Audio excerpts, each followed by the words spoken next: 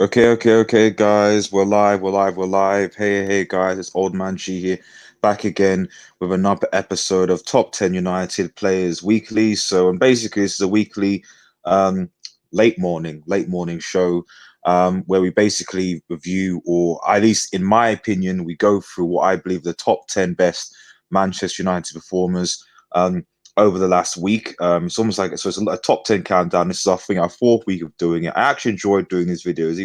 Um, so basically, sort of let you know in a sort of a from the descending to no ascending order, basically, who basically is our top 10 list for this week. So before I go into it, if you're new to the channel, please like, share, and subscribe. To Red Devil Studio, follow us on Twitter at United X, and smash that notification button for latest Manchester United news. Only be 20 minutes. Hopefully, this will be very quick so we can get all you guys involved.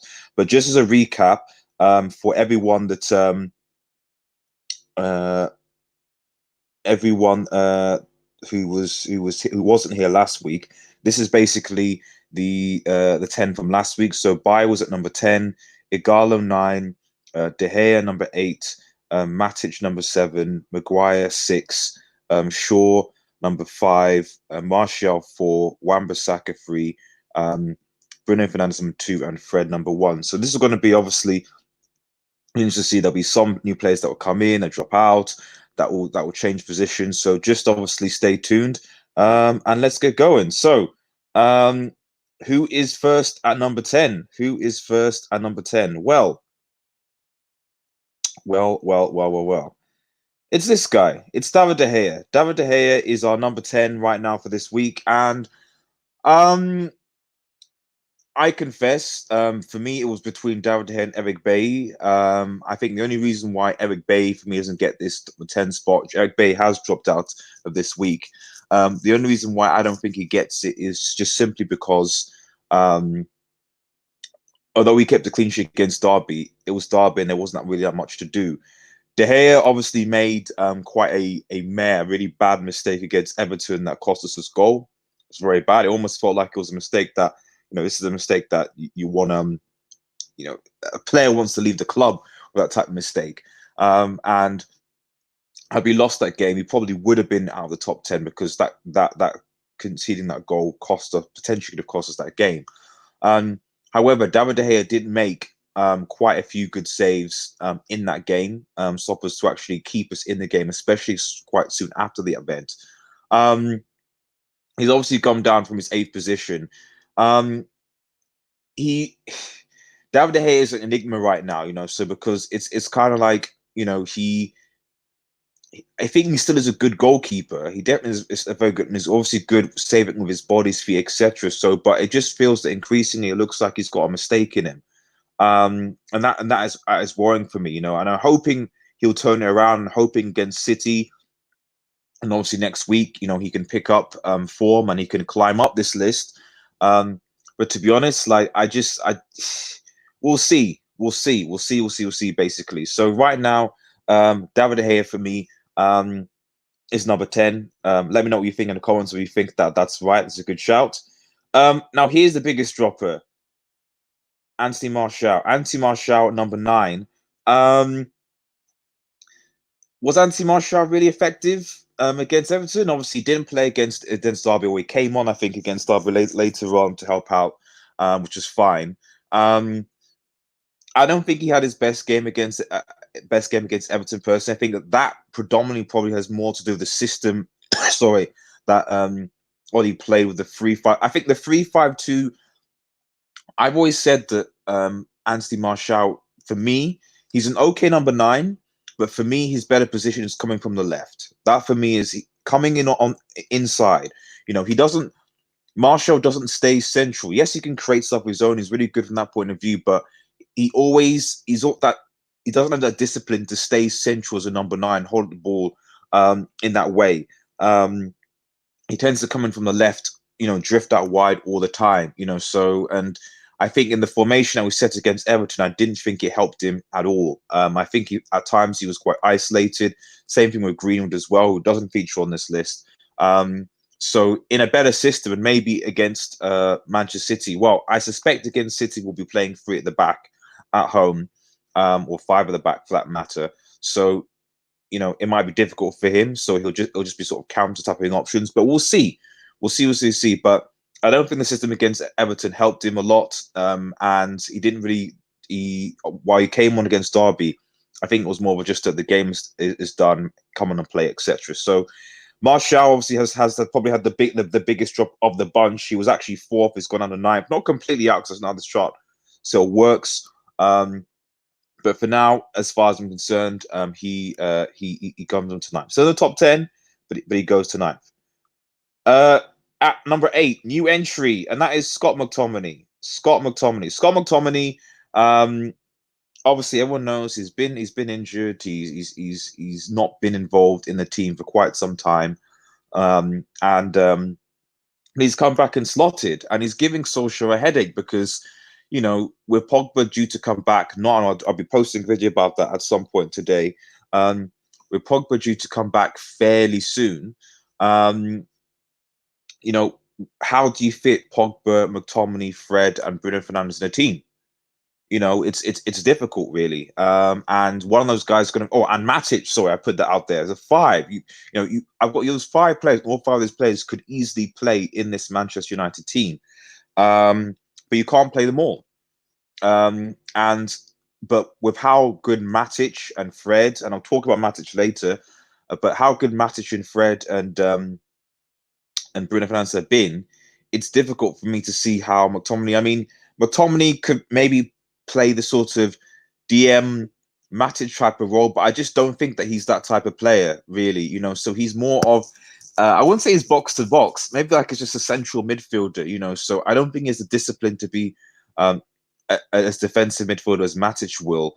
But I don't think he has the sort of creative talent to create things like a Bruno Fernandes. And so keep an eye on his space, but he did have a solid game against Everton, and even against Derby he was fine. So I think this does give us a selection headache, which is good considering that we were struggling for midfielders not too long ago, and now we're trying to consider where we're going to play our midfielders. So right now, I think Matic gets a good. Scott McTominay gets a good. He's number 8 now. Basically, he's number 8. In at number 7, Ighalo, the Nigerian R9, Ighalo, the Nigerian R9, Ighalo at number 7. I think a lot of people, are starting to sort of come to the idea that maybe Ighalo, this wasn't a sort of a banter signing. We got bantered a lot, and yet Ighalo is coming forward. Like, yes, it was against Club Brugge, yes, it was against Derby, but people should remember the fact that you played Rochdale and couldn't break them down. Okay, so like people need to remember that there were so many teams, so many below teams, especially in the FA Cup and Carabao Cup, and even in the league, where we were difficult to break these teams down because, frankly, we didn't have an outright number 9, in my opinion. We had injuries. We were passing the ball sideways. And the thing is, for me, what Ighalo gives you what Trish 9 gives you is that Ighalo stays central. Okay, stays central. He's in the box. He tries to get into good positions and do what he can. And more importantly, he bullies defenders. He totally, absolutely bullies defenders, and that's what you need. That is what you need. We need a number 9. I personally, for me, I always prefer number 9s that are like a Costa, or that are like a Zlatan. You know what I mean? Those are the types of number 9s that I prefer, in my opinion. So because if you want to break teams down, especially teams that play a low block, which is our struggle that's been this season, there are only 2 options really. You either basically shoot speculatively from outside the box, which we've done and haven't worked, or you basically bully the centre backs, bully the holding midfielder. You don't allow them to settle. And United don't have a player like that. Martial's not like that. Rashford's not like that. There's skillful flair players that we need, but when the going gets tough, you shrugged off the ball, you go on the ground, that's it.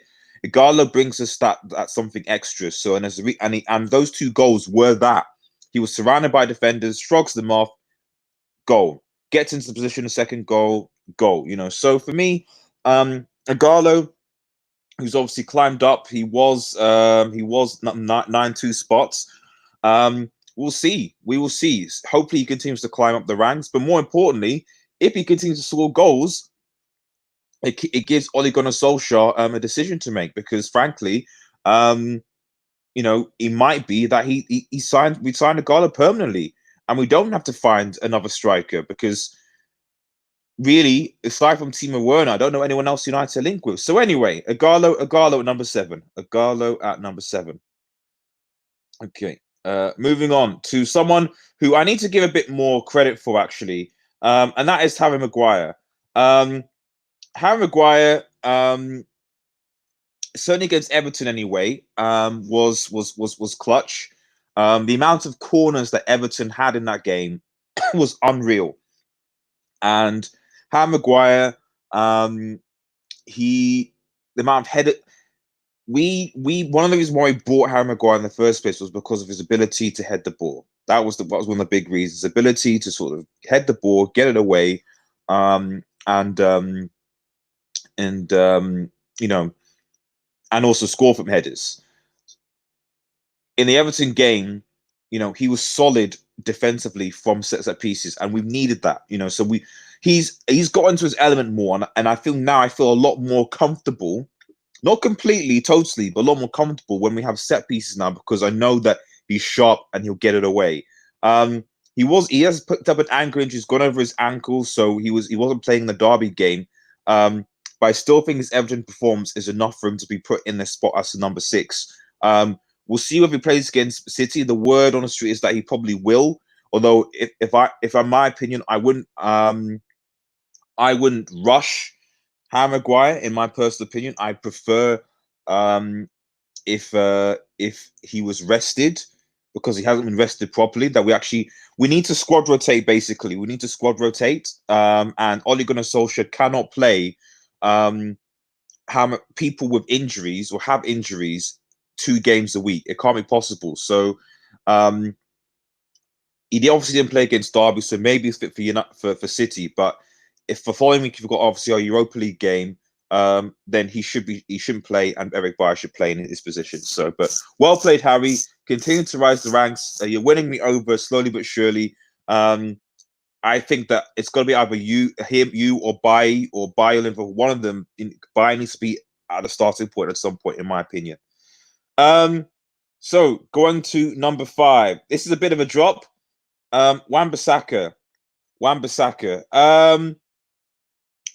obviously, Wan-Bissaka was 3rd last week, has gone to 5th.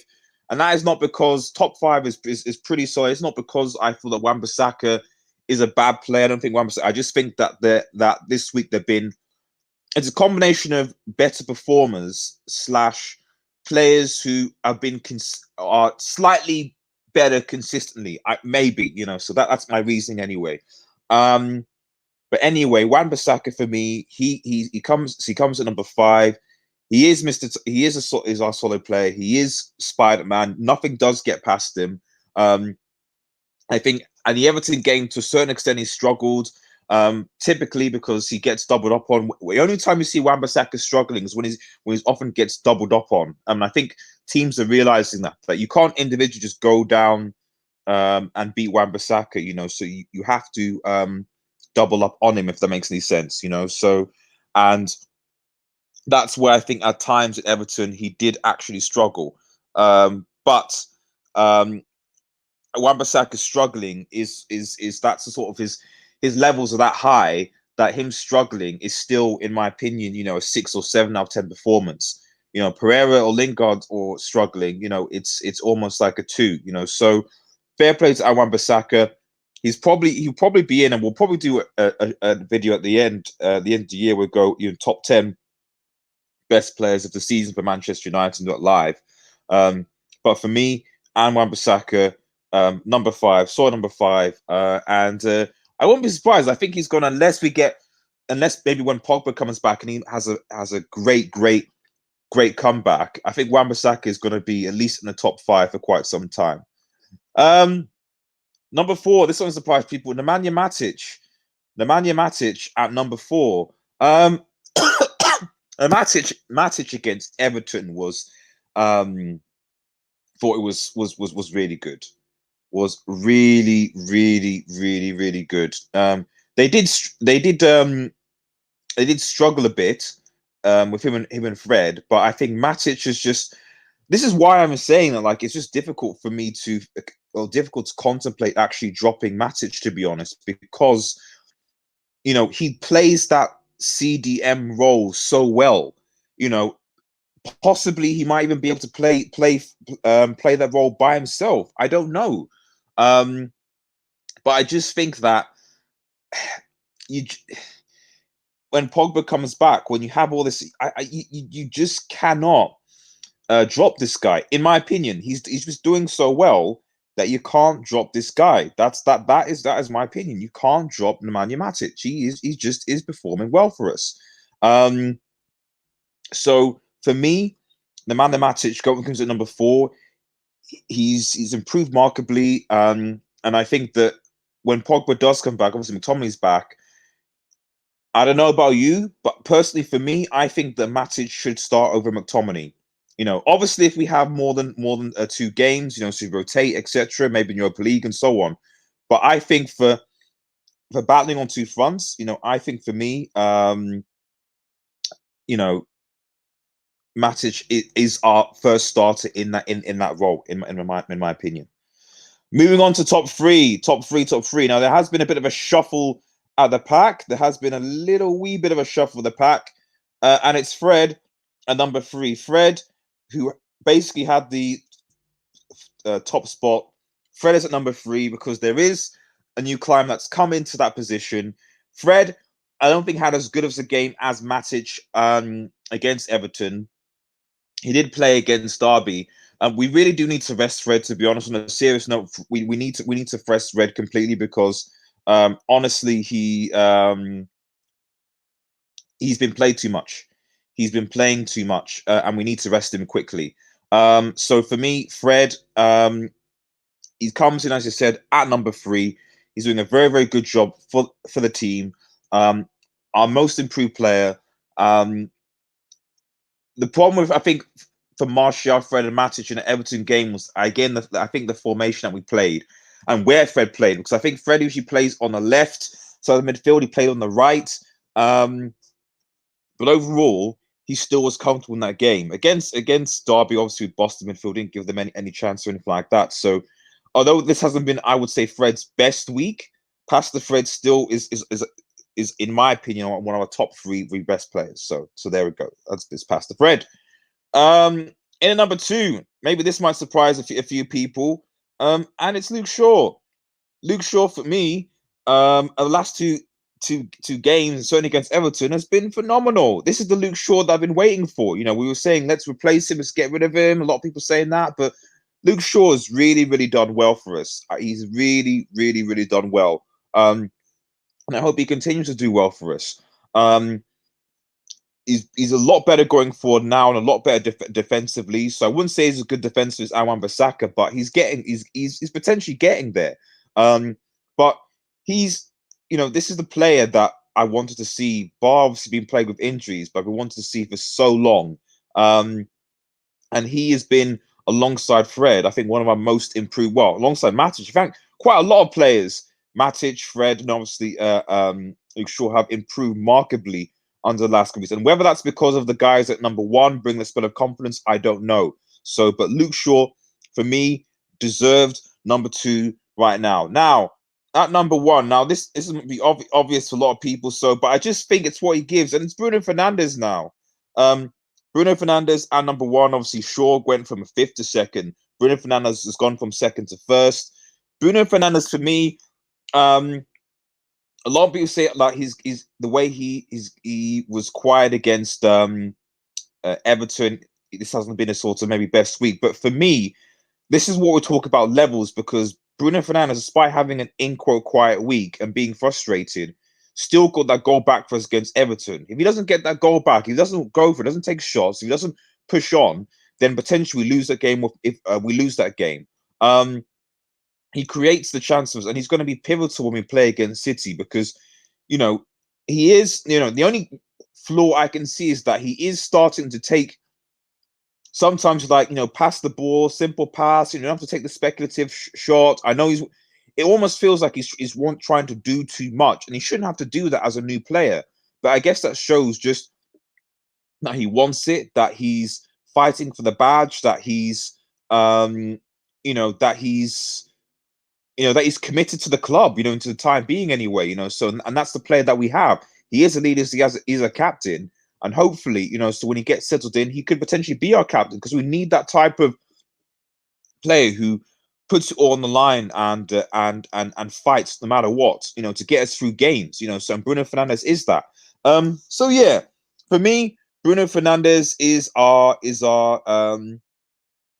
still, well, not still, he was second last week, but he's number one this week.